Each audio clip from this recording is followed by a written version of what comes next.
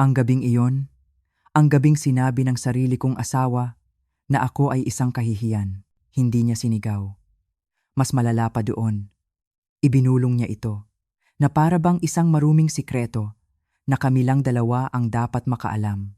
Nakatayo ako sa harap niya, suot ang bestidang pinaghirapan kong hanapin, ang bestidang pinagkasya ko mula sa kakarampot na perang ibinibigay niya sa akin.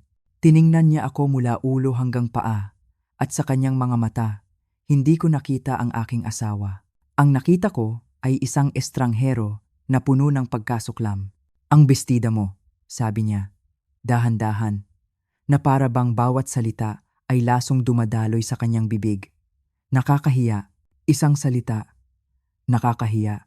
Sa loob ng 25 taon ng aming pagsasama, ang salitang iyan ang kadena na itinali niya sa aking leeg.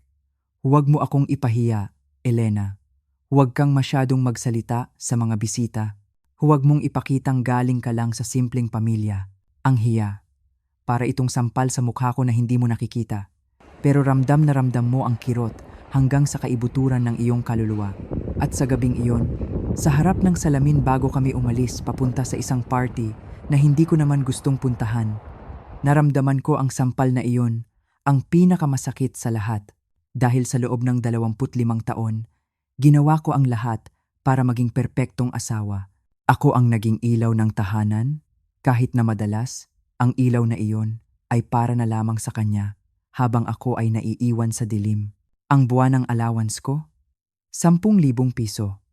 Oo, tama ang narinig ninyo. 10,000. Sa loob ng 30 araw, kailangan kong pagkasyahin iyon para sa lahat ng personal kong pangangailangan. Damit, gamot, kahit paminsan-minsang paglabas, para lang makahinga. Minsan, kapag may okasyon, doon ko pa rin kinukuha ang pambili ng regalo para sa mga asawa ng kanyang mga business partner. Natuto akong maging eksperto sa paghahanap ng mga murang bilihin, sa pag-aayos ng mga lumang damit para magmukhang bago. Naging anino ako na gumagalaw sa likod niya. Tinitiyak na ang lahat sa buhay niya ay perpekto, habang ang sa akin ay unti-unting nagkakalamat. Nag-iisa ako sa pag-aasikaso ng lahat. Ngunit para sa kanya, wala itong halaga, walang pakialam. Ang mahalaga lang ay ang kanyang pangalan, ang kanyang reputasyon. At sa gabing iyon, ako, ang kanyang asawa, ay isang mantsa sa reputasyong iyon na kailangan niyang itago. Pero ang hindi niya alam, ang hindi niya kailanman nalaman sa loob ng 25 taon, ay mayroon akong itinatagong isang bagay. Isang bagay na hindi kayang bilhin ng pera niya. Isang bagay na hindi kayang sirain ng kanyang mga masasakit na salita. Isang lihim na yaman. Hindi ito ginto o pera na nakatago sa bangko. Ito ay isang alaala. Isang kwento ng isang pag-ibig na akala ko ay matagal nang nakabaon sa limot. Isang pangalan na hindi ko na binibigkas, ngunit patuloy na tumitibok sa aking puso.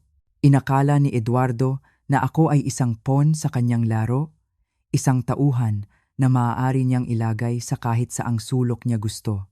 Ang hindi niya alam, sa gabing iyon, habang itinutulak niya ako papasok sa isang madilim na sulok ng party, itinutulak niya ako papunta sa aking tadhana. Itinutulak niya ako papunta sa aking trump card.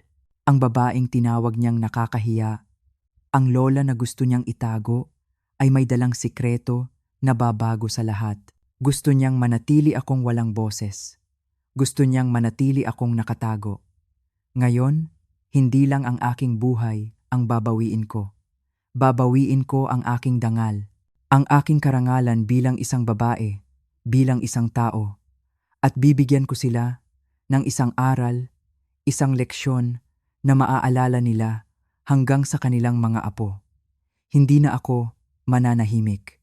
Samahan ninyo ako sa kwentong ito. Kung naranasan nyo na bang maramdamang dayuhan sa sarili nyong pamamahay, o kung naramdaman nyo na bang hindi sapat ang lahat ng sakripisyo ninyo, paki-like at share ng video na ito. At iwan nyo po sa comments sa ibaba. Saan kayo nanonood? Gusto kong marinig ang inyong mga kwento. Kwentuhan nyo ako. Dahil sa gabing ito, magsisimula tayong lahat na bawiin ang ating mga boses. Ang biyahe papuntang Shangri-La sa BGC ay puno ng katahimikan. Isang katahimikan na masakit sa tainga.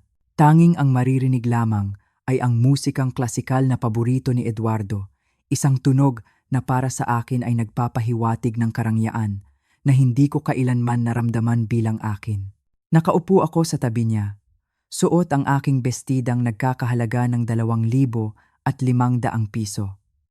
Pinili ko ito ng may pag-iingat. Inisip kong elegante ito sa kanyang pagiging simple. Ngunit matapos ang isang tingin lamang mula kay Eduardo kanina, ang bestida ay naging isang kasuotan ng kahihiyan. Habang ang magagarang gusali ng Bonifacio Global City ay dumadaan sa aming bintana, pinilit kong huwag hawakan ang maliit na silver locket sa aking leeg. Ito ang nag-iisa kong kayamanan na hindi galing sa kanya. Isang alaala ng buhay bago pa man dumating si Eduardo. Isang piraso ng aking pagkatao na itinago ko sa loob ng 30 taon. Pagpasok namin sa ballroom, para akong nalunod sa liwanag at karangyaan. Ang mga chandelier ay kumikinang na parang mga bituin. Ang mga bulaklak ay sariwa at mahalimuyak at ang mga tao ay gumagalaw na para bang pag-aari nila ang mundo. Ang mga babae ay suot ang mga damit na mas mahal pa sa aming buwanang bayarin sa bahay. Ang kanilang mga alahas ay kumikislap sa bawat galaw. At ako ay nakatayo doon, isang anino sa aking simpleng bestida. Agad akong hinila ni Eduardo sa isang madilim na sulok, malapit sa mga halaman na nagsisilbing palamuti. Dito ka lang, utos niya. Ang kanyang boses ay mahina, ngunit may diin. Huwag kang aalis, huwag kang makikipag-usap kahit kanino. Kailangan kong maghanap ng mga importanteng tao. At sa isang iglap, nawala na siya. Iniwan niya ako roon, na parang isang bagahe na ayaw niyang makita ng iba. Tumango na lang ako sa hangin. Ano pa nga ba ang magagawa ko? Ito ang papel ko. Sa loob ng 25 taon, ang asawang nasa likod lang, ang asawang tahimik, ang asawang hindi dapat mapansin. Kumuha ako ng isang basong tubig at pinanood ang lahat mula sa aking sulok. Nakita ko ang mga pekeng ngiti. Narinig ko ang mga malalakas na tawa na halatang pilit. Nakita ko kung paano magsukatan ng yaman ang mga tao sa pamamagitan ng kanilang mga relos at kuwintas. At nakita ko si Eduardo sa kabilang dulo ng silid, desperadong sinusubukang makuha ang atensyon ng isang grupo ng mga lalaking mukhang makapangyarihan. Kitang-kita ko sa kanyang kilos ang pagkabalisa. Ang kanyang negosyo ay palubog na, at ang gabing ito ang kanyang huling baraha. Lumipas ang mga minuto na parang oras. Naramdaman ko ang pagod, hindi sa aking katawan, kundi sa aking kaluluwa. Pagod na akong magpanggap. Pagod na akong magtago. Ngunit anong pagpipilian meron ako? At doon, biglang nagbago ang lahat. Isang kakaibang katahimikan ang bumalot sa buong ballroom. Ang mga bulungan ay huminto.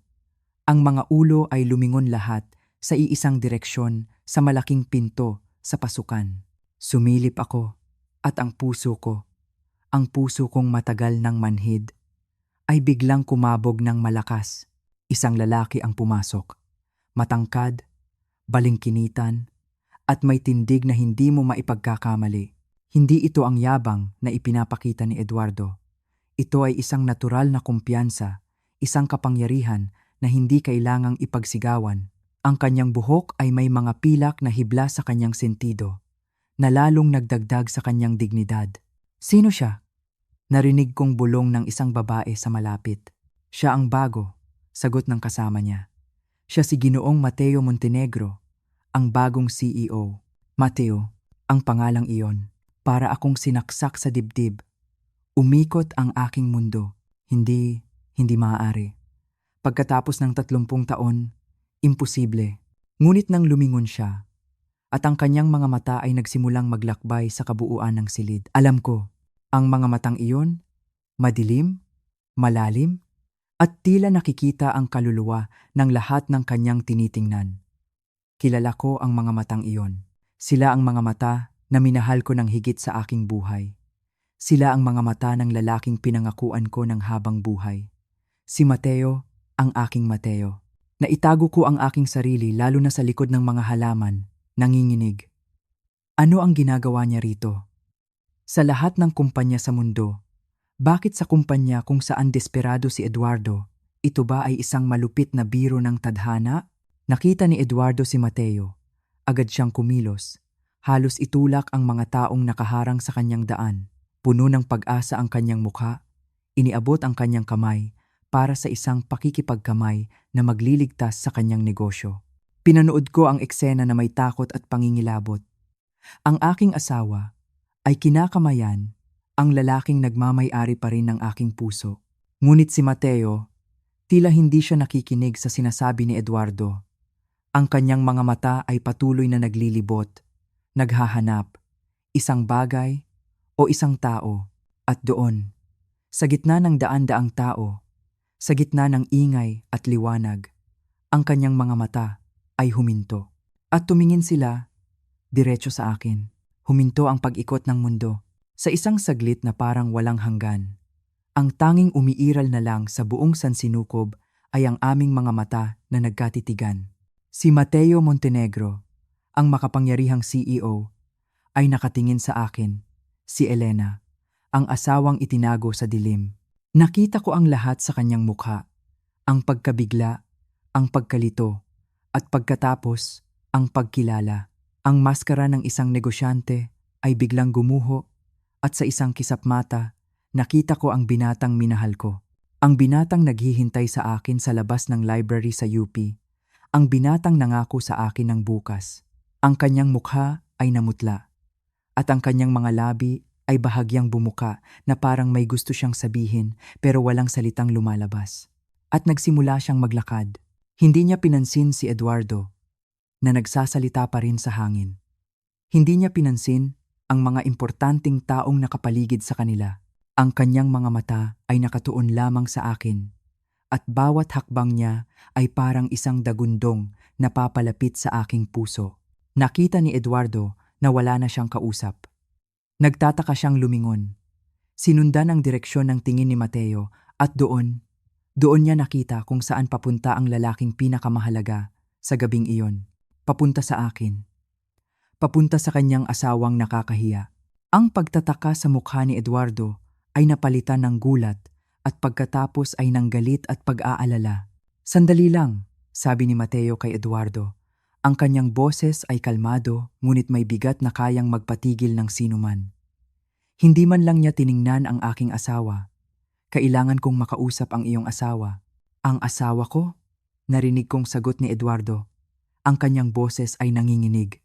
Nagkakamali ka yata, Ginoo. Siya ay, wala lang siya. Wala lang ako. Iyon ang sinabi niya. Sa harap ng lalaking minsan kong minahal, ako ay wala lang. Ngunit hindi nakinig si Mateo. Nagpatuloy siya sa paglakad hanggang sa huminto siya sa aking harapan. Napakalapit niya. Amoy ko ang kanyang pabango. Isang amoy na bago. Ngunit ang kanyang presensya ay pamilyar na pamilyar. Para akong umuwi sa isang tahanan na matagal ko nang iniwan. Hindi ako makagalaw. Hindi ako makahinga. Ang tanging nagawa ko ay tumitig sa kanya. Elena, sabi niya. At ang pangalan ko, na binigkas ng kanyang mga labi, pagkatapos ng 30 taon, ay parang isang dasal, isang awit, isang lunas sa lahat ng sakit na tiniis ko. Napuno ng luha ang aking mga mata, mga luhang matagal ko nang pinigilan. Mateo, naibulong ko pabalik. Ang aking boses ay halos hindi marinig, nanginginig at puno ng mga emosyon na hindi ko masabi. Walang pag-aalinlangan, inilahad niya ang kanyang mga kamay at hinawakan ang dalawa kong kamay. Ang init ng kanyang palad, ang pamilyar na paraan ng kanyang paghawak para akong bumalik sa aming kabataan. Naramdaman ko ang kanyang mga daliri at napansin kong wala siyang suot na singsing sa kasal. 30 taon, sabi niya. Ang kanyang boses ay basag, puno ng emosyon na kanyang pinigilan. 30 taon kitang hinanap, Elena. Ang mga luha na kanina'y nasa aking mga mata lang ay nagsimula ng tumulo. Hindi ko ito mapigilan. Tumingin siya sa aking mga mata at sa harap ng lahat ng tao sa ballroom na ngayon ay nakatingin sa amin, Sa gitna ng nakabibinging katahimikan, sinabi niya ang mga salitang babago sa lahat. Mahal pa rin kita. Kasabay ng kanyang mga salita, isang malakas na tunog ang umalingaw-ngaw. Ang tunog ng isang basag na kristal. Nalaglag ni Eduardo ang kanyang kupita ng champagne. Ang tunog na iyon ang sumira sa mahika. Ang mga salita ni Mateo ay nanatiling nakalutang sa hangin. Isang tulay sa pagitan ng aming nakaraan at sa kasalukuyang hindi ko alam kung paano tatawirin. Ang buong party ay huminto. Lahat ay nakatingin. Ang mga pinakamayayamang tao sa Maynila ay nanonood ng isang eksena na parang mula sa isang pelikula. Nararamdaman ko ang kanilang mga tingin, ang kanilang mga bulungan. Pero ang tanging nakikita ko lang ay ang mukha ni Mateo. Mas may edad na, oo, pero siya pa rin. Ang aking Mateo, anong kabaliwan ito? Sigaw ni Eduardo. Ang kanyang boses ay puno ng galit at kahihiyan. Pumagitna siya sa amin. Elena, ano ang nangyayari dito? Paano ko ipapaliwanag? Paano ko sasabihin sa kanya na ang lalaking kaharap namin ay ang dahilan kung bakit hindi ko siya kailanman natutunang mahalin? Paano ko ipapaliwanag ang 30 taon ng nakatagong sakit sa harap ng daan-daang estranghero? Wala akong masabi. Ngunit ang mga mata ni Mateo ay hindi umalis sa akin. Maari ba tayong mag-usap ng pribado? Tanong niya. Ang kanyang boses ay banayad, ngunit may awtoridad. Tumawa si Eduardo ng mapakla. Pribado? Asawa ko siya. Ano mang sasabihin mo sa kanya, sabihin mo sa harap ko. Hindi, simpleng sagot ni Mateo. Hindi ko kaya. Ang bigat ng kanyang tingin ay halos hindi ko makayanan. Nakita ko ang mga tanong sa kanyang mga mata. Ang sakit na hindi pa rin naghihilom. At ang pag-ibig na kahit paano, ay nabuhay sa kabila ng 3 dekada. Habang nakatayo ako roon, sa gitna ng kaguluhan, ang isip ko ay lumipad pabalik. Pabalik sa isang lugar na mas simple, isang panahon na mas payapa. Pabalik sa Universidad ng Pilipinas sa Diliman. Doon kami unang nagkita ni Mateo, sa ilalim ng lilim ng mga puno ng akasya, sa gitna ng mga pangarap ng libu-libong estudyante. Ako ay isang iskolar ng bayan, nag-aaral ng panitikan. 3 ang trabaho ko para lang matustusan ang aking pag-aaral at matulungan ang aking pamilya. Simple lang ang buhay ko. Ang bawat piso ay binibilang. Ang bawat pangarap ay pinaghihirapan. Si Mateo naman ay ibang-iba. Siya ay nasa business school, matalino at ambisyoso, oo. Ngunit siya rin ay mula sa pamilyang Montenegro, isang pangalan na kilala sa mundo ng negosyo. Lumaki siya sa Forbes Park, sa isang mundo ng mga mansyon at country club, isang mundo na malayong malayo sa akin. Ang mga mayayamang lalaki na tulad niya ay hindi dapat pumapansin sa mga babaeng tulad ko. Pero si Mateo, iba siya. Ang una naming pag-uusap ay nangyari sa library, sa gitna ng finals week. Halos gumagapang na ako sa pagod. Napapaligiran ng mga libro at mga baso ng murang kape. Lumapit siya sa akin. Ang kanyang ulo ay bahagyang nakatagilid na alam kong senyales na malalim ang kanyang iniisip. Mukhang kailangan mo ng totoong pagkain, sabi niya. Ang kanyang boses ay may halong ngiti. Magsasara na ang cafeteria, pero may alam akong isang lugar na bukas hanggang gabi. Isang 24 2-hour diner na may pinakamasarap na pie sa buong bayan. Tumingin ako sa kanya, handang tumanggi ng magalang. Wala akong pera para sa mga ganoong bagay. At tiyak na wala akong panahon para sa anumang laro na gustong laruin ng isang mayamang lalaki. Ngunit nang magtama ang aming mga mata, nakita ko ang sinseridad, walang yabang, walang panloloko. Hindi ko kayang kumain sa diner, sabi ko ng tapat. Pero salamat, sumagot siya ng mahinahon. Hindi ko tinanong kung kaya mo, tinanong ko kung gutom ka.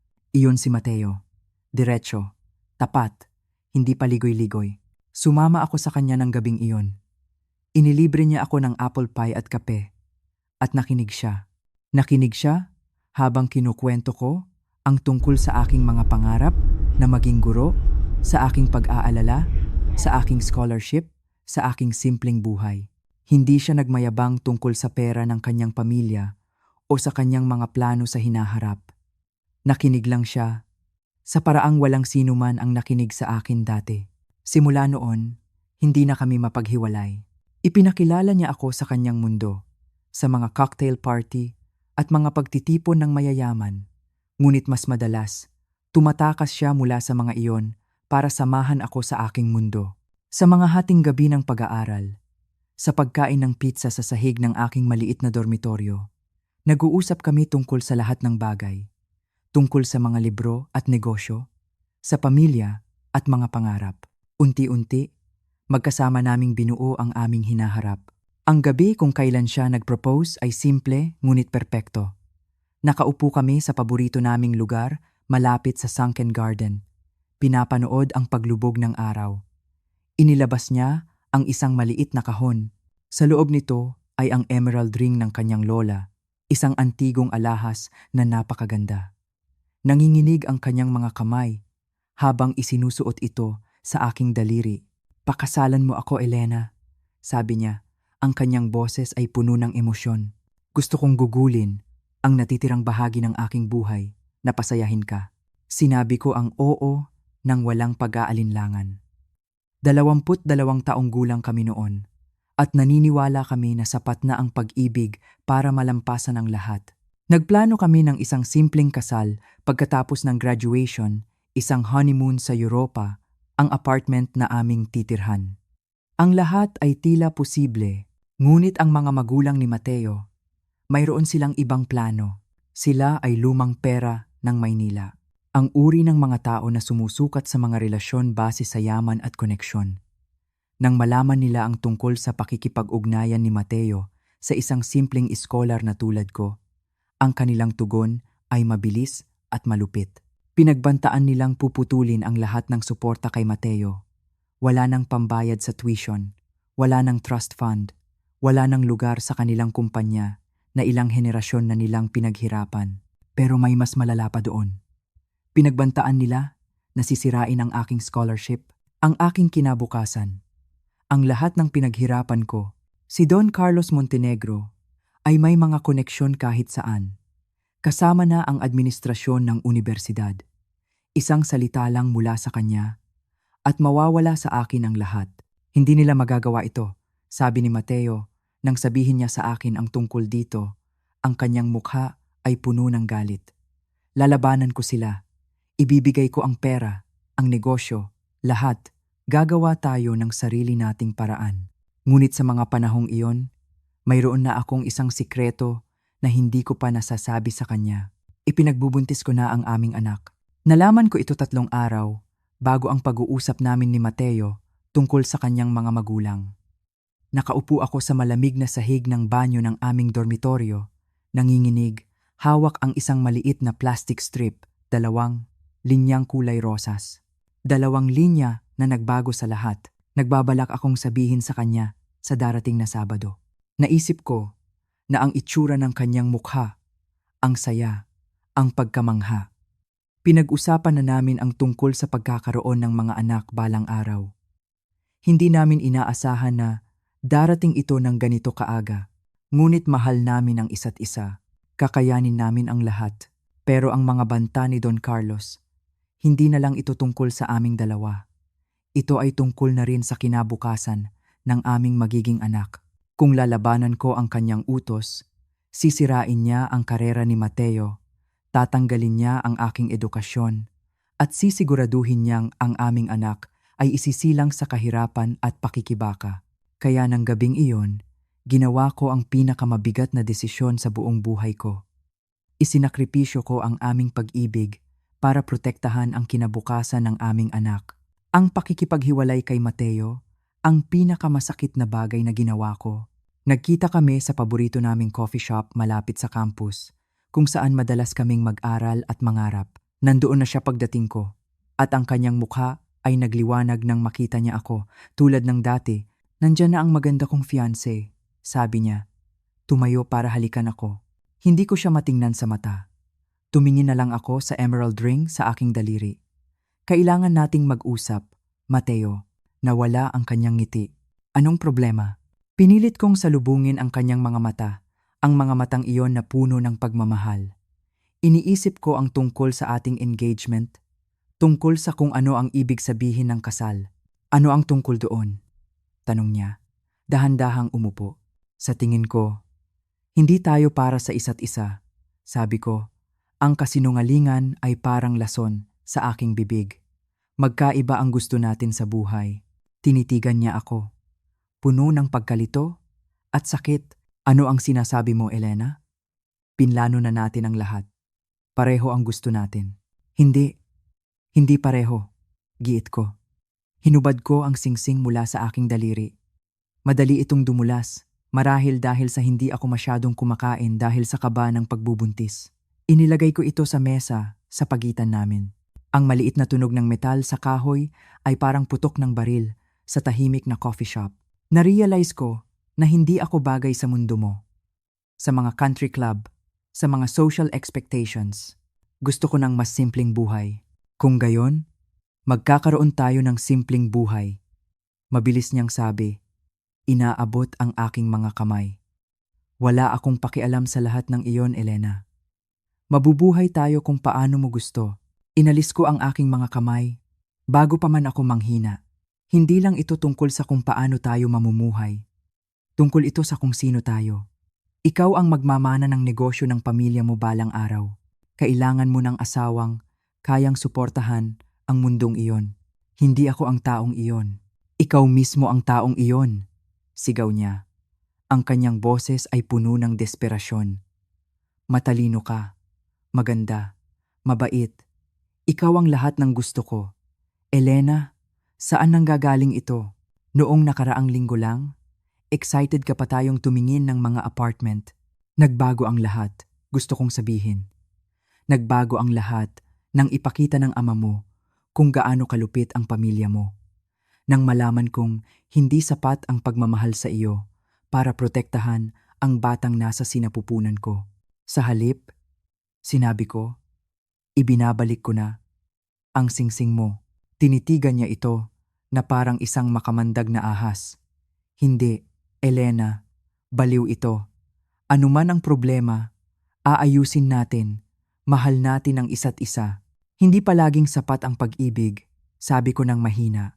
Kinamumuhian ang aking sarili sa mga salitang iyon. Sapat ito para sa atin, sabi niya ng may bagsik. Kailangang maging sapat. Tumayo ako, bago pa man ako mawalan ng lakas ng loob. Paumanhin, Mateo. Pero ito ang pinakamabuti. Pinakamabuti? Tumayo rin siya. Ang kanyang upuan ay kumaskas sa sahig. Paano naging pinakamabuti ito? Elena, kausapin mo ako. Sabihin mo sa akin kung ano talaga ang nangyayari. Sa isang kahindik-hindik na sandali, halos sabihin ko na sa kanya ang lahat. Ngunit ang mga salita ni Don Carlos ay umalingaw-ngaw sa aking isip. Hindi mapapatawad ni Mateo ang kanyang sarili sa pagsira sa iyong kinabukasan at hindi mo mapapatawad ang iyong sarili sa pagsira sa kanya. Paalam, Mateo, bulong ko. At tinalikuran ko ang nag-iisang lalaking minahal ko ng tunay. 3 linggo pagkatapos noon, nawala ang sanggol. Nangyari ito habang nag-iisa ako sa aking maliit na silid sa dormitoryo, sa isang maulan na umaga. Pagdating ko sa health center ng campus, huli na ang lahat. 8 linggo ng pagbubuntis ay nagtapos ng kasing bilis at tahimik ng pagsisimula nito. Sinabi ng doktor na nangyayari daw talaga ang mga ganoong bagay. Pero alam ko ang totoo. Isinakripisyo ko ang aking relasyon kay Mateo para protektahan ang isang anak na wala na pala. Sinira ko ang aming pag-ibig para sa wala. Sinubukan akong kontakin ni Mateo sa mga sumunod na linggo, ngunit iniwasan ko siya. Masyadong masakit. Masyadong durog na ang aking puso. 6 na buwan pagkatapos ng aming paghihiwalay, inalok ako ni Eduardo Morrison na magpakasal. Siya ay isang kakilala sa negosyo ng aking ama, mas matanda sa akin, at walang-wala kumpara kay Mateo. Siya ay ligtas, predictable. Nang sinabi kong oo, hindi dahil mahal ko siya, kundi dahil pagod na akong mag-isa sa aking kalungkutan. Akala ko, matututunan ko siyang mahalin. Akala ko, sapat na ang seguridad para bumuo ng isang buhay. Nagkamali ako. Nagkamali ako sa napakaraming bagay. Pagkatapos ng gabing iyon sa gala, ang bahay na tinirhan ko sa loob ng 25 taon ay naging mas malamig pa kaysa dati. Si Eduardo ay nagkulong sa kanyang opisina at ang tanging naririnig ko ay ang kanyang galit na boses sa telepono. Sinusubukang ipaliwanag ang kahihiyang nangyari. Ang mga pader ay makapal, ngunit hindi sapat upang itago ang kanyang pagkataranta. Ang lahat ng pag-asa niya ay nakasalalay sa gabing iyon, ngunit sa halip na makakuha ng kontrata, nasaksihan niya ang pagsabog ng nakaraan ng kanyang asawa. Samantala, ako naman ay nasa aming silid, hawak ang business card na iniabot sa akin ni Mateo. Isang simpleng puting papel na may pilak na letra. Mateo Montenegro, Chief Executive Officer, Blackwood Industries. Isang numero ng telepono, isang email address. Ang 30 taon ng pagkakawalay ay naisiksik sa ilang linya ng teksto. 3 gabi akong hindi nakatulog. Tinititigan ko ang card na iyon na parang isang pintuan sa ibang mundo. Sa bawat pagtangka kong kunin ang telepono, naririnig ko ang boses ni Eduardo sa aking isipan. Ang mga panunumbat, ang mga dahilan kung bakit hindi ko dapat gawin ito. Ngunit sa katahimikan ng madaling araw, habang nakahiga at nakatingin sa kisame, isang bagay ang naging malinaw sa akin. Ang buhay na maingat naming itinayo ay isang buhay na guwang at walang laman. Noong Huwebes ng umaga, maagang umalis si Eduardo para sa isang golf meeting. Hinintay kong marinig ang tunog ng kanyang sasakyan na papalayo bago ako naglakad papunta sa telepono sa kusina. Nanginginig ang aking mga kamay habang dinadial ko ang numero sa card. Blackwood Industries, opisina ni Ginoong Blackwood, sagot ng isang propesyonal na boses ng babae. Huminto ako sandali, hindi alam kung paano ipakilala ang sarili. Hindi na ako ang girlfriend niya sa kolehiyo. Asawa na ako ni Eduardo Morrison. Ako po si Elena Morrison. Sabi ko, pinatatawagan po ako ni Ginoong Blackwood. Isang maikling katahimikan. Pagkatapos, ang boses ay naging mas mainit. Siyempre po, Ginang Morrison. Hinihintay po ni Ginoong Blackwood ang inyong tawag. Sandali lang po, ang paghihintay na iyon ay parang walang hanggan. Ang musikang tumutugtog sa linya ay nagpaalala sa akin ng mga konsiyerto na pinupuntahan namin noon. Elena, ang boses niya. Ang paraan ng pagbigkas niya sa aking pangalan. Bumalik ang lahat. Salamat sa pagtawag, sabi niya. Muntik na akong hindi tumawag, inamin ko. Nagulat sa sarili kong katapatan. Hindi ko sigurado kung tama ito. Walang kinalaman ang tama o mali dito. Mahinahon niyang sabi. May mga bagay na kailangan lang gawin. Pwede ba tayong magkita para magkape? Sa isang lugar na tahimik, nagkita kami sa isang maliit na cafe sa 16th Street, ang Blue Moon. Isang lugar na nadiskubre ko noon sa isa sa mga bihirang pagkakataon na pinayagan ko ang sarili kong lumabas mag-isa. Maaga akong dumating at pumili ng isang mesa sa sulok. Dumating siya sa tamang oras. Sa liwanag ng araw, mas nakita ko ang pagbabago sa kanya. Mas may edad, oo, pero mas matatag. Ngunit nang ngumiti siya sa akin, nakita ko ang bakas ng binatang minahal ko. Maganda ka pa rin, sabi niya. Isang papuri na matagal ko nang hindi narinig mula kay Eduardo. Mukha kang matagumpay, sagot ko. Iniiwasan ang papuri. Umorder siya ng itim na kape, tulad ng dati. At pagkatapos umalis ng waitress, isang mahabang katahimikan ang namagitan sa amin. Puno ng 30 taon ng mga hindi nasabing salita. Bakit ka umalis? Tanong niya sa wakas. Ang kanyang boses ay direkta. Ang totoong dahilan, Elena. Hindi ang kwento tungkol sa magkaiba tayo ng gusto. Hindi ako naniwala doon, kahit isang saglit. At sa sandaling iyon, habang nakaupo sa tapat niya, nakikita ang sakit na nananatili pa rin sa kanyang mga mata. Sinabi ko sa kanya ang lahat. Ikinuwento ko ang tungkol sa mga banta ng kanyang ama, si Don Carlos. Ang pag-uusap sa malamig na opisina, kung saan ipininta niya ang isang madilim na hinaharap para sa aming dalawa.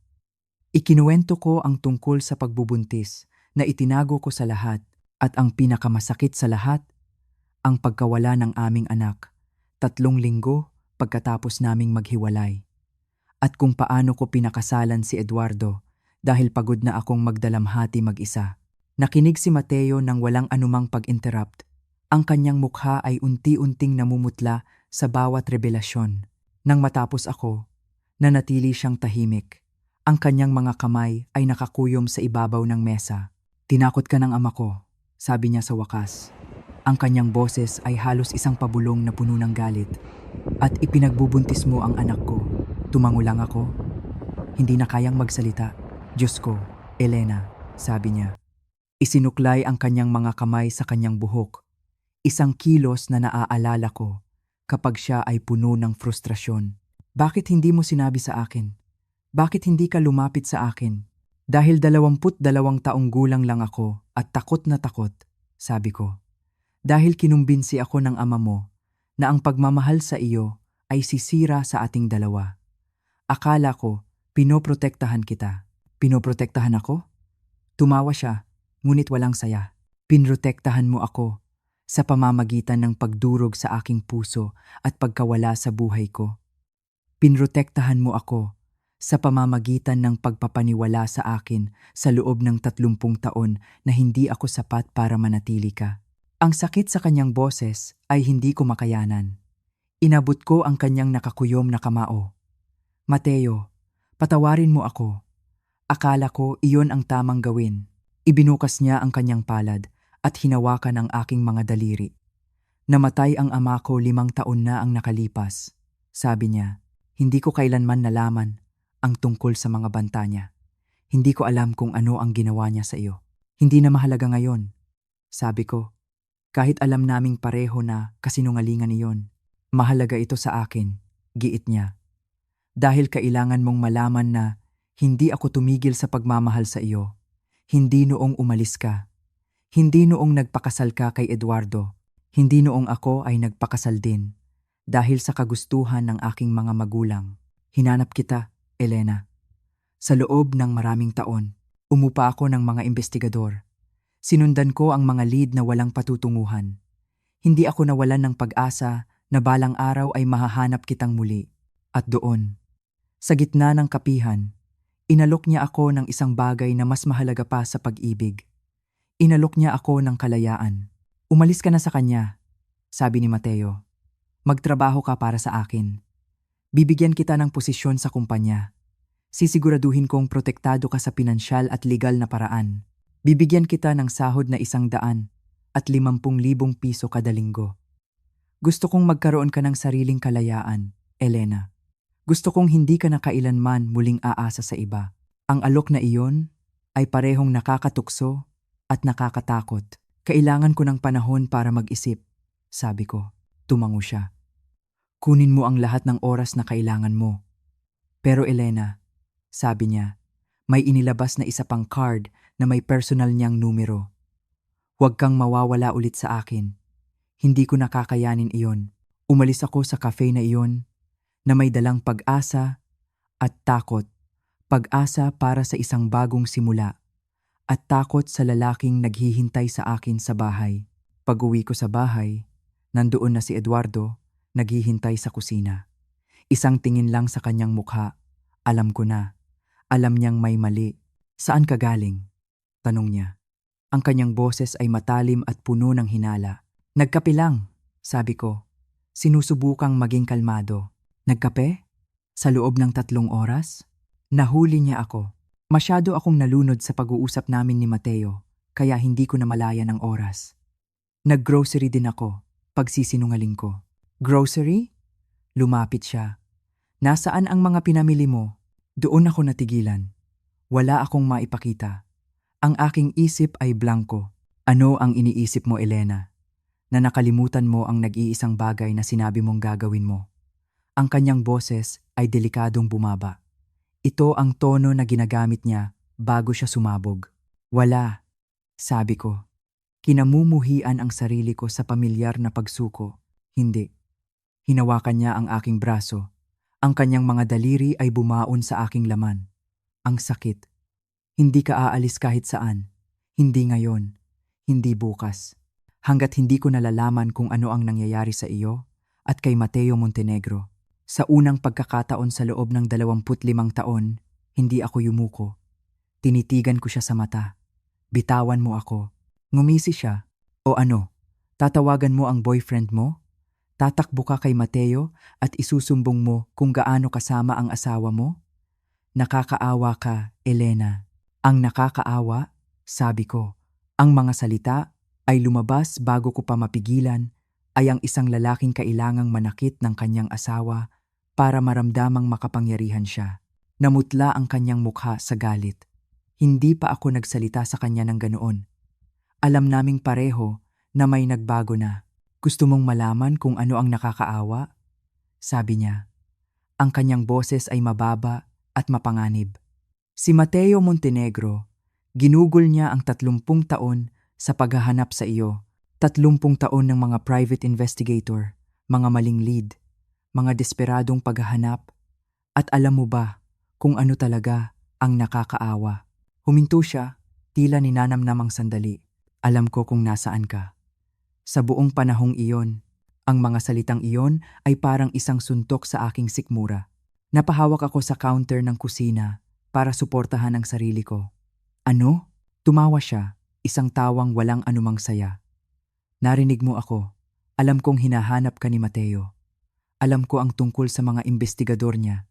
Ako mismo ang nagsiguro na ang bawat trail ay magiging malamig, na ang bawat lead ay mapupunta sa wala. Pinrotektahan kita mula sa kanya, Elena. Inilayo ko siya sa ating pagsasama. Tinitigan ko ang lalaking kasama ko sa loob ng 25 taon. At sa sandaling iyon, napagtanto ko, hindi ko pala siya kilala. Alam mo, at hindi mo sinabi sa akin, bakit ko sasabihin sa iyo? Para tumakbo ka pabalik sa kanya? Para sirain mo ang ating kasal para sa isang romantikong pantasya? Umiling siya. Pinrotektahan ko ang ating relasyon. Pinrotektahan mo ang sarili mo, sabi ko. Ang katotohanan ay dumaloy sa akin na parang malamig na tubig. Alam mo na kapag nahanap ako ni Mateo, kapag sinabi niya sa akin ang totoo, iiwan kita.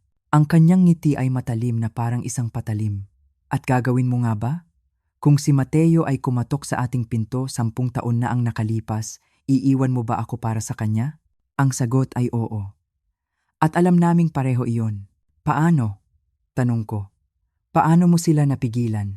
Pera, sabi niya, na parang wala lang. Mga suhol, maling impormasyon. Nakakagulat kung ano ang kayang gawin ng mga tao para sa tamang halaga. Inisip ko si Mateo. Naghihintay, umaasa, naghahanap sa loob ng 30 taon.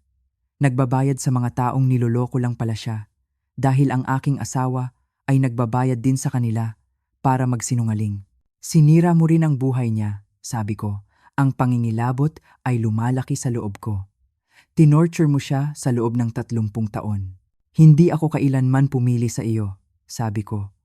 Ang katotohanan ay lumabas na parang lason mula sa isang lumang sugat. Nagtiis lang ako sa iyo.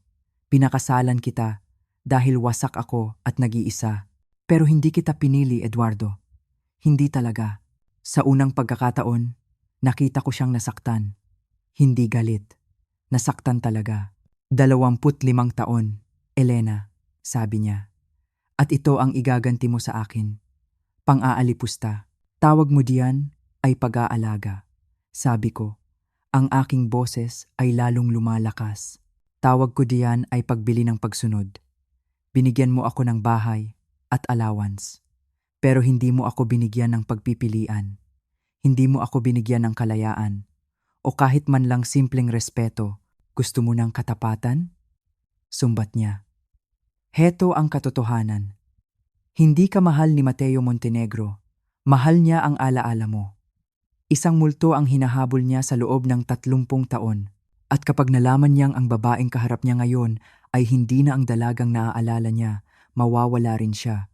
Ang kanyang mga salita ay idinisenyo para saktan ako, para pagdudahan ko ang sarili ko. Ngunit sa halip, pinalakas nito ang aking loob. Mali ka, sabi ko. Mali ba ako? Kapag nakita niya kung paano mo pinabayaan ang sarili mo, kung paano ka naging isang tipikal na may bahay na nasa katanghalian ng edad, sa tingin mo ba gugustuhin ka pa rin niya? At doon, may naputol sa loob ko. Alam mo, Eduardo, wala akong pakialam kung gugustuhin pa ako ni Mateo o hindi. Dahil kahit ano pa ang mangyari, binigyan niya ako ng isang bagay na hindi mo kailanman ibinigay. Inilabas ko ang mga business card ni Mateo mula sa aking pitaka at inilapag ito sa counter. Binigyan niya ako ng pagpipilian. Ang mukha ni Eduardo ay nanigas. Hindi mo tatanggapin ang trabahong iyan. Oo, tatanggapin ko. Hindi, Elena. Hindi mo gagawin. Ang kanyang boses ay naging isang mapanganib na bulong. Dahil kapag sinubukan mong umalis, kapag sinubukan mong magtrabaho para kay Mateo Montenegro, o kahit kanino pa, sisirain kita sa pinansyal na paraan. Sisiguraduhin kong wala kang makukuha sa ating diborsyo. Iipitin kita sa korte, sa loob ng maraming taon, hanggang sa ikaw ay maging masyadong matanda at mahirap para magsimulang muli. Iyon na, ang hubad na katotohanan ng aming pagsasama. Hindi pag-ibig, hindi partnership, pagmamay-ari at kontrol, na sinusuportahan ng banta ng kahirapan. Subukan mo, sabi ko. Nagulat sa sarili kong katatagan. Pero si Mateo ay may mas maraming pera at mas magagaling na abogado kaysa sa iyo. At hindi tulad mo, hindi niya kailangang manira ng tao para maramdamang makapangyarihan siya. Ang pagbanggit sa yaman ni Mateo ay tumama sa kanya, namula ang kanyang mukha sa galit. Lumayas ka sa bahay ko, sabi niya sa wakas. Nanginginig, masaya kong gagawin. Sagot ko at tumungo sa hagdanan para mag-impake. Babalik ka rin! Sigaw niya. Kapag nalaman mong hindi ka gusto ni Mateo, kapag nalaman mong hindi ka mabubuhay nang walang nag-aalaga sa iyo, babalik kang gumagapang. Huminto ako sa hagdanan at lumingon sa kanya. Hindi, Eduardo. Hindi na ako babalik. Dahil kahit anong mangyari kay Mateo, sa wakas ay may isang bagay akong naintindihan. Mas gugustuhin ko pang mag-isa, habang buhay kaysa manatili ng isa pang araw sa isang taong ang tingin sa akin ay isang pag-aari at hindi isang tao. Habang paakyat ako, narinig ko siyang tumatawag na sa telepono, marahil sa kanyang abogado. Ngunit sa unang pagkakataon, ang kanyang boses ay ingay na lamang sa aking pandinig. Isang ingay na malapit ng maglaho ng tuluyan. Mayroon akong isang tawag na kailangang gawin, isang trabahong kailangang tanggapin, at isang buhay na kailangang bawiin. At magsisimula ito ngayon.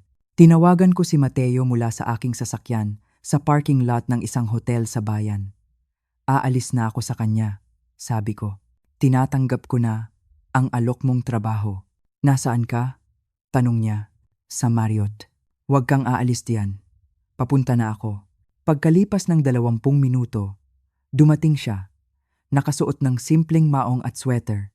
Mas mukha siyang binatang minahal ko kaysa sa isang CEO. Ang una niyang napansin ay ang mga pasa sa aking braso. Sinaktan ka ba niya? Tanong niya. Ang kanyang panga ay tumigas sa galit. Ikinuwento ko sa kanya ang lahat. Lalo na ang tungkol sa 30 taon ng pananabutahe ni Eduardo. Puno ng galit at hindi makapaniwala si Mateo habang nakikinig.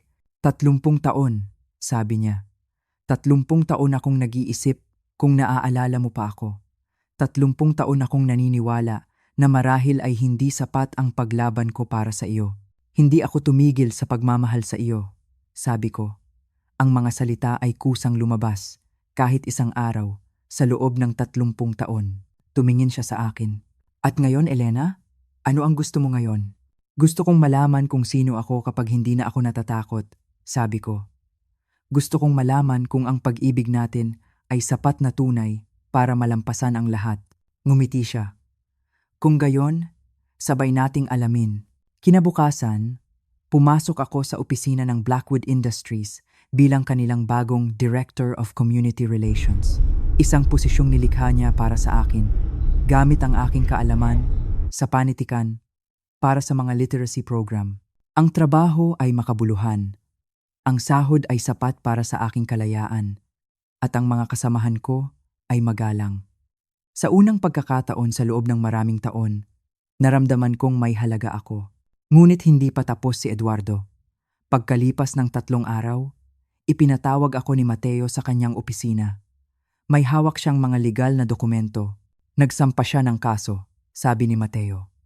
Sinusubukan ni Eduardo na i-freeze ang lahat ng aming mga ari-arian. Sinusubukan niyang ipitin ako. Gusto niya akong bumalik na gumagapang, sabi ko.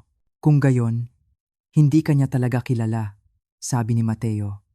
Pero Elena, may iba pa. Isang bagay na maaaring magbago sa lahat. May inilabas siyang isa pang set ng mga dokumento. Nagpaimbestiga ako sa negosyo ni Eduardo. At lumalabas na ang iyong asawa ay may mga ginagawang mapanganib na laro gamit ang pera ng ibang tao. Anong klaseng laro? Ang klaseng laro na maaring maglagay sa kanya sa bilangguan, sabi ni Mateo. Money laundering. Matagal nang may kaso ang FBI laban sa kanya. Ang lalaking kinasama ko ay isang kriminal. At ang bahay namin ay naging takip sa kanyang mga iligal na gawain. Ano ang gagawin natin? Tanong ko. Wala, sabi ni Mateo. Hahayaan nating gawin ng FBI ang kanilang trabaho at haharapin ni Eduardo ang bunga ng kanyang mga desisyon. Pero Elena, kailangan mong maintindihan, kapag lumabas ito, pag-uusapan ka.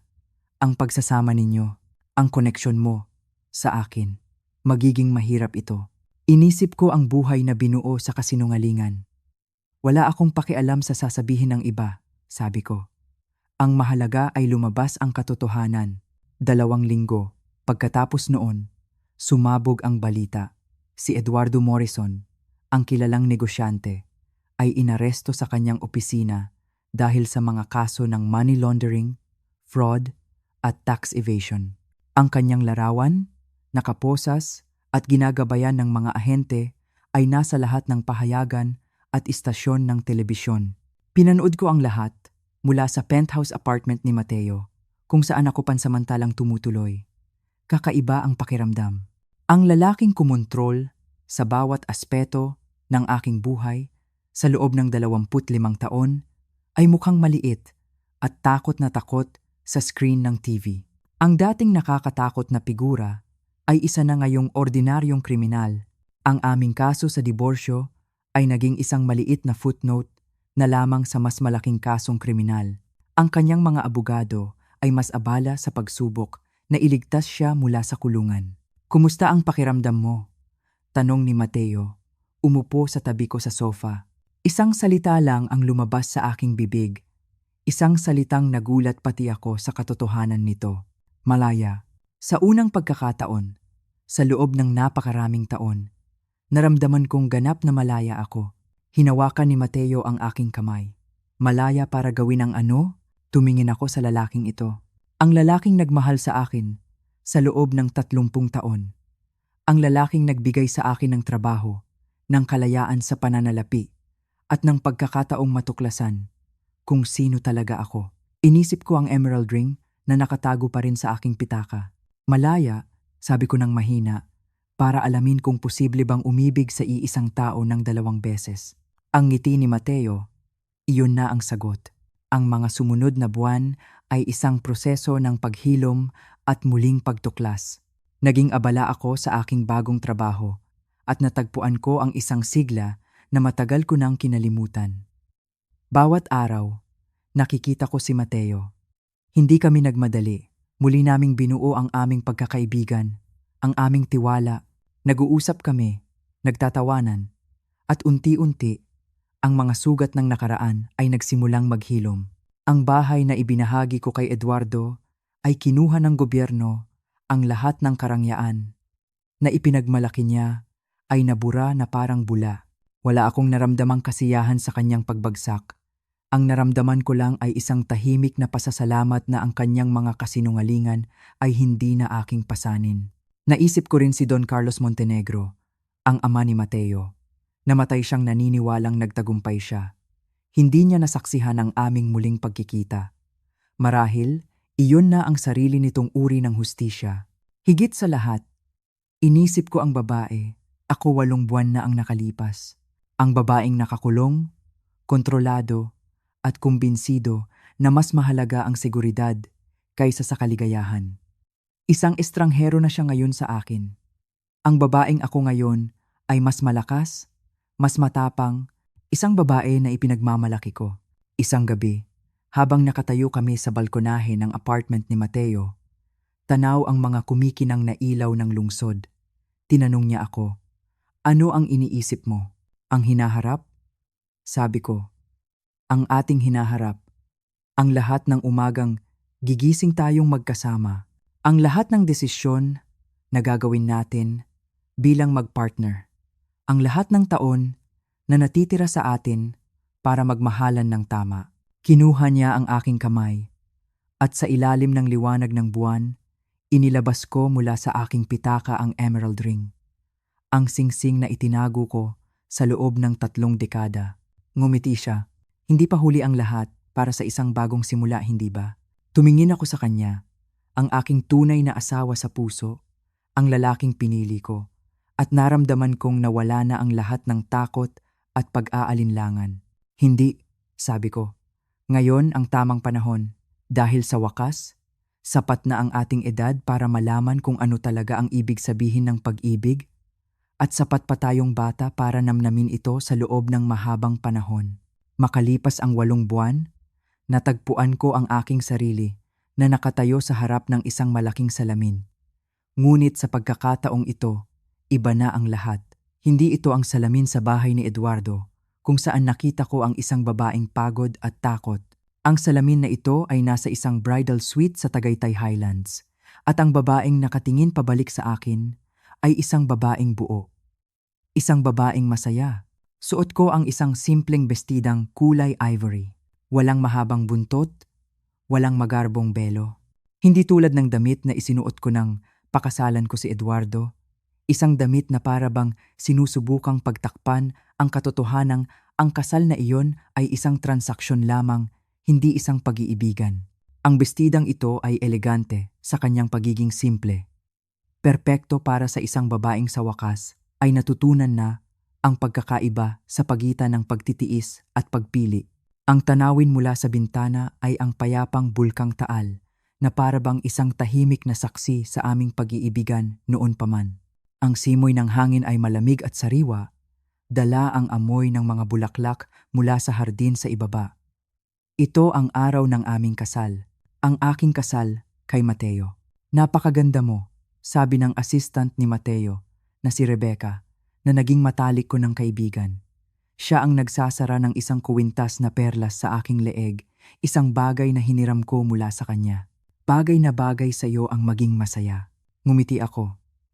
Ang salitang masaya ay isang salitang matagal ko nang hindi ginamit para ilarawan ang aking sarili.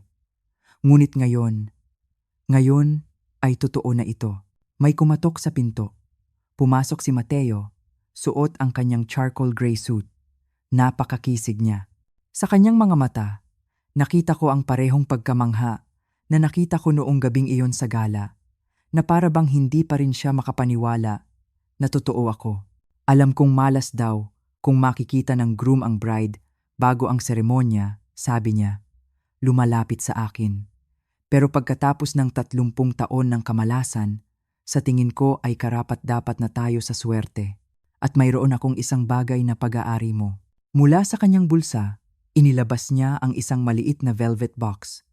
Ang parehong kahon na naaalala ko mula sa sunken garden. Nang buksan niya ito, kumislap ang emerald ring ng kanyang lola. Ang singsing na minsan kong isinauli dahil sa takot. "Sa tingin ko, sa iyo ito," sabi niya ng mahina. Kinukuha ang aking kaliwang kamay. "Naghintay ito sa iyong pag-uwi." Habang isinusuot niya ang singsing pabalik sa aking daliri, kung saan ito nararapat, naintindihan ko. May mga pangako na mas malakas pa sa anumang puwersang sumusubok na sirain ito. May pag-ibig na sapat ang pasensya para maghintay ng 30 taon para sa isang pangalawang pagkakataon. "Kasya pa rin," bulong ko, habang pinagmamasdan ang berdeng bato na kumikinang. "Dahil para sa iyo talaga iyan," sagot niya, hinahalikan ang singsing sa aking daliri. Ang aming seremonya ay ginanap sa hardin, sa harap ng 50 bisita lamang, mga malalapit na kaibigan at kasamahan na yumakap sa akin, at tinanggap ako sa kanilang buhay. Walang pagpapanggap, walang pagpapakitang tao, tanging puro at tunay na pagdiriwang. Habang naglalakad ako sa pasilyo na puno ng mga talulot ng bulaklak, nakita ko si Mateo na naghihintay sa dulo. Sa tabi niya ay ang kanyang best man, si David, ang kanyang college roommate na tumulong sa kanyang hanapin ako noong mga unang taon. Ikinuwento sa akin ni David kung paano hindi tumigil si Mateo sa pag-asang babalik ako. Kahit noong ikinasal siya sa iba, sabi ni David, laging sinasabi ni Mateo na kung mahahanap ka lang niyang muli, gugugulin niya ang natitirang bahagi ng kanyang buhay para bumawi sa nawalang panahon. At ngayon, habang hawak na niya ang aking mga kamay sa harap ng altar, nakita ko ang pangakong iyon sa kanyang mga mata. Nagsulat kami ng sarili naming mga panata, mga salitang kumikilala sa sakit ng aming nakaraan at sa himala ng aming muling pagkikita. Nang magsalita si Mateo, sinabi niya kung paano niya ako minahal sa kabila ng 30 taon ng pagkawala, kung paano siya hindi sumuko. Walang isang tuyong mata sa aming mga bisita. Nang ako naman ang magsalita, nanginginig ang aking boses sa simula, ngunit lumakas ito habang tumatagal. Ipinapangako ko, sabi ko, na hindi na muling hahayaang ang takot ang magdesisyon para sa atin. Ipinapangako kong magtitiwala na ang pag-ibig ay karapat-dapat ipaglaban, karapat-dapat piliin araw-araw, at karapat-dapat paniwalaan kahit na tila imposible. Nang ideklara kami ng pari bilang mag-asawa, hinalikan ako ni Mateo. Isang halik na puno ng 30 taon ng pangungulila, pasasalamat at pag-ibig na naghihintay. At sa gitna ng palakpakan at sigawan ng aming mga bisita, ang tanging narinig ko lang ay ang ibinulong niya sa aking mga labi. Sa wakas, ang aming reception ay ginanap sa isang ballroom na may mga bintanang salamin, tanaw ang nagniningning na lawa ng Taal sa ilalim ng mga bituin. Ito ay isang gabing puno ng sayawan, tawanan, at tunay na kaligayahan. Sa aming unang sayaw, isinayaw namin ang parehong kanta mula sa aming senior prom. Habang dahan-dahan kaming gumagalaw sa saliw ng musika, ang kanyang mga braso ay nakayakap sa akin ng mahigpit at may kasiguraduhan. May pinagsisisihan ka ba? Tanong niya. Ngumiti ako. Isa lang, sagot ko. Pinagsisisihan ko ang 30 taon na nawala sa atin. Pero hindi ko pinagsisisihan ang landas na nagdala sa atin pabalik sa isa't isa. Kung hindi dahil sa lahat ng pinagdaanan natin, baka hindi ko mapahalagahan kung gaano ka-espesyal ang sandaling ito. Maya-maya, lumabas kami sandali sa terrace para sa ilang sandali ng katahimikan. Ang kalangitan ng gabi ay malinaw at ang mga bituin ay kumikinang. Ang parehong mga bituin na pinanood namin noong mga estudyante pa lang kami, nangangarap tungkol sa aming hinaharap. Naaalala mo ba ang sinasabi natin tungkol sa mga bundok? Tanong ni Mateo, nakatingin sa malayo. Na milyon-milyong taon na silang nandyan, sabi ko, naaalala. At mananatili sila dyan sa milyon-milyon pang taon, na may mga bagay na permanente, kahit na ang lahat ay pansamantala. Tulad natin, sabi niya. Tulad nito, ipinakita niya sa akin ang isang litrato sa kanyang telepono na kuha kanina sa seremonya. Ang sandaling naglalakad ako papalapit sa kanya, ang aking mukha ay nagniningning. Sa likod, ang mga bundok ay matatag na nakatayo, mga walang hanggang saksi sa aming pangalawang pagkakataon. Habang nakatayo kami roon, naisip ko si Eduardo, nagbabayad para sa kanyang mga kasalanan sa kulungan. Naisip ko ang babaeng ako noon, na nakakulong sa isang buhay na hindi niya pinili. Isang estranghero na siya sa akin ngayon. Ang babaeng ako ngayon ay isang taong ipinagmamalaki ko. Hinawakan ni Mateo ang aking kamay na may singsing. Hindi pa huli. Para sa isang bagong simula sa edad na 58, hindi ba? Tumingin ako sa aking asawa, ang aking tunay na asawa, ang lalaking pinili ko ng buong puso. Ang lahat ng takot at pag-aalinlangan ay tuluyan ng naglaho na parang mga dahon sa taglagas. 58 ang tamang-tamang panahon, sabi ko. Dahil sa wakas, sapat na ang ating edad para malaman kung ano talaga ang ibig sabihin ng pag-ibig at sapat pa tayong bata para namnamin ito sa loob ng napakahabang panahon. Bumalik kami sa loob, sa gitna ng pagdiriwang, sa gitna ng mga taong naging aming pamilya. At doon ko napagtanto na may mga kuwento na hindi nagtatapos sa unang I do. Minsan, doon pa lang sila nagsisimula.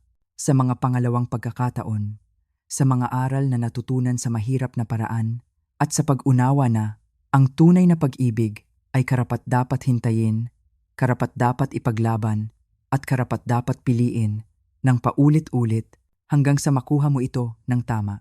At kami ni Mateo, sa wakas ay nakuha na namin ito ng tama.